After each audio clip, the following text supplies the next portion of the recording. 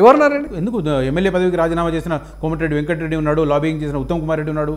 Lobbying Uttam Kumar Reddy సమైక్యవాదేనండి. Uttam Kumar Reddy పెద్ద తెలంగాణ కోసం పెద్ద కొట్లాడింది ఏం లేదు. అంతో ఇంతో కోమటిరెడ్డి ఆయన చేశాడు, కానీ వాళ్ళ బ్రదరు చేయలేదు. ఇప్పుడు నేనేమంటానంటే వాళ్ళకి పదవులు వస్తాయి, వాళ్ళ కాంట్రాక్టులు వస్తే సమైక్యవాదులు. కానీ చాలా పెద్దవాడు అది.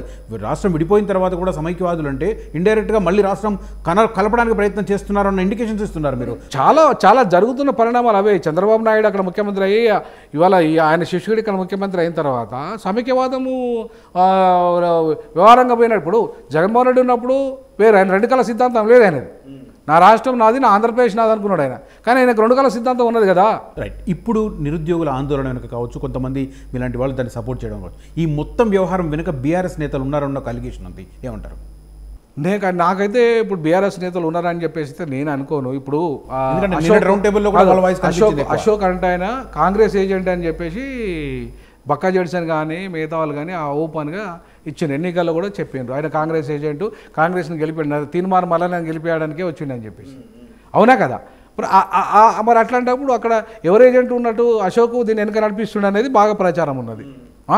మరి ఆయన కాంగ్రెస్ ఏజెంట్ కదా, మరి బీఆర్ఎస్ ఏజెంట్ ఎట్లా నడిపిస్తున్నట్టు లెక్క?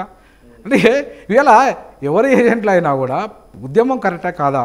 అలాంటి ఎర్రల శ్రీనివాస్ లాంటి వాళ్ళు కూడా ఒక బ్యాచ్ కూడా ఉంది కదా. నేనేమంటానంటే నేనైతే ఎర్రల శ్రీనివాసం చూసి రాలేదు, లేకపోతే అశోకం చూసి రాలేదు. నేను వచ్చింది విద్యార్థులు, నిరుద్యోగులు. గతంలో తెలంగాణ ఉద్యమంలో మేము అట్లనే పనిచేసినాం. కేసీఆర్కి ఎగనెస్ట్గా కూడా పనిచేసినాం 10 ఏళ్ళు.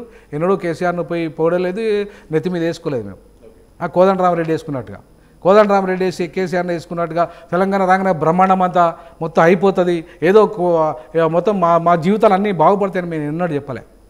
మేము చెప్పింది ఏంటంటే సుపరిపాలన, సామాజిక న్యాయము, సమగ్ర అభివృద్ధి కోసమే తెలంగాణను కోరుకున్నాం మేము. అది ఏవి జరగలేదు. సుపరిపాలన జరగలేదు, సామాజిక న్యాయం జరగలేదు, సమగ్ర అభివృద్ధి జరగలేదు.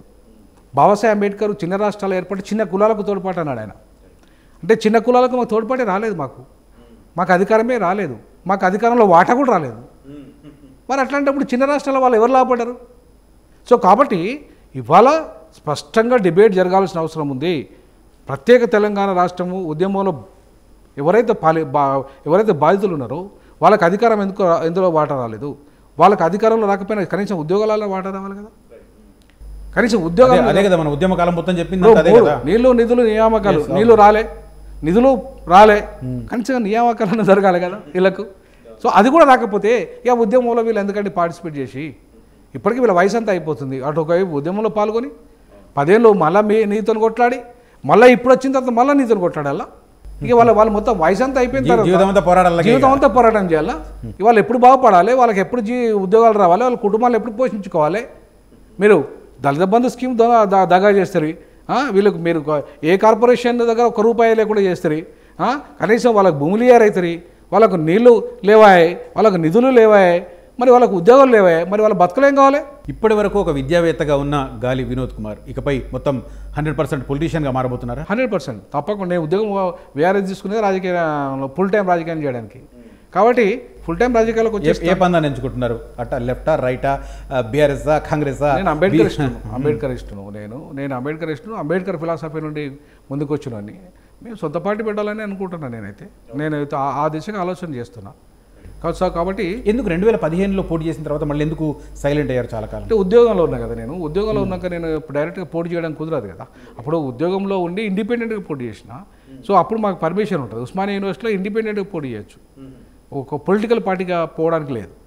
రాజీనామా చేసినాక పోవచ్చు. కాబట్టి ఇప్పుడు వీఆర్ఎస్ తీసుకున్నా కాబట్టి నేను ఇప్పుడు రాజీనామా చేసినా కాబట్టి నాకు పోవడానికి స్కోప్ ఉంది. సో ఈ అంశాన్ని ఇప్పుడు మీరు దాన్ని బేస్ చేసుకుంటున్నారా పొలిటికల్ స్ట్రాంగ్ అవ్వడానికి? 100%. నేను ఎందుకు చేసుకొని నేను అదే అంటున్నా వాళ్ళను, నిరుద్యోగులారా ఇంకా మీరు ఎందుకయ్యావో 5-6 వేల ఉద్యోగాల కోసము వాళ్ళు నింపే 30,000 ఉద్యోగాల కోసం కొట్లాడతారు.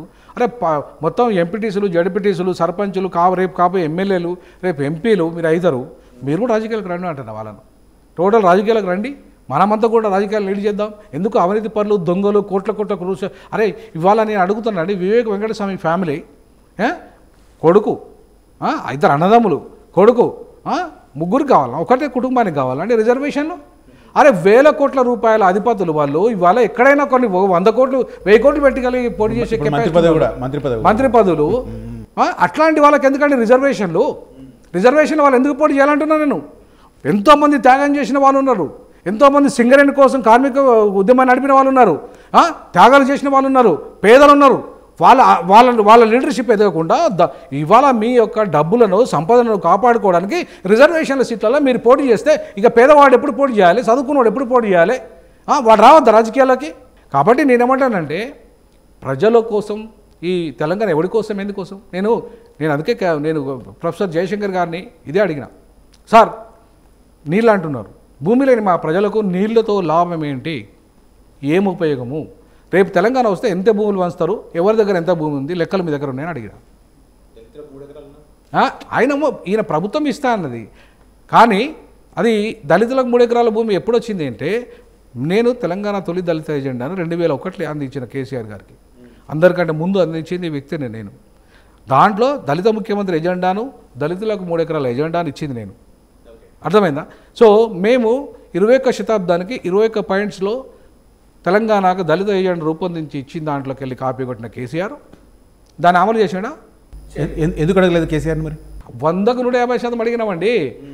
మీకు తెలియదు, మేము ఇదే కోదండరామరెడ్డి ఆయన చుట్టూ సంకల చుట్టూ తిరుగుకుంటూ ఉండి రెడ్డి ముఖ్యమంత్రి చేయకపోతే బయటకు వచ్చిండు ఆయన. కానీ మేము మొదటి నుండి మాట్లాడినాము, ఈ అంశాలనే మాట్లాడినాము, ఇప్పటికీ మాట్లాడుతున్నాము. రేవంత్ రెడ్డి విషయం ముఖ్యమంత్రి అయినప్పుడు కూడా మాట్లాడినా నేను. అసలైన తొలి వెలుగు. ఫాలో వాట్సాప్ @తొలి వెలుగు official.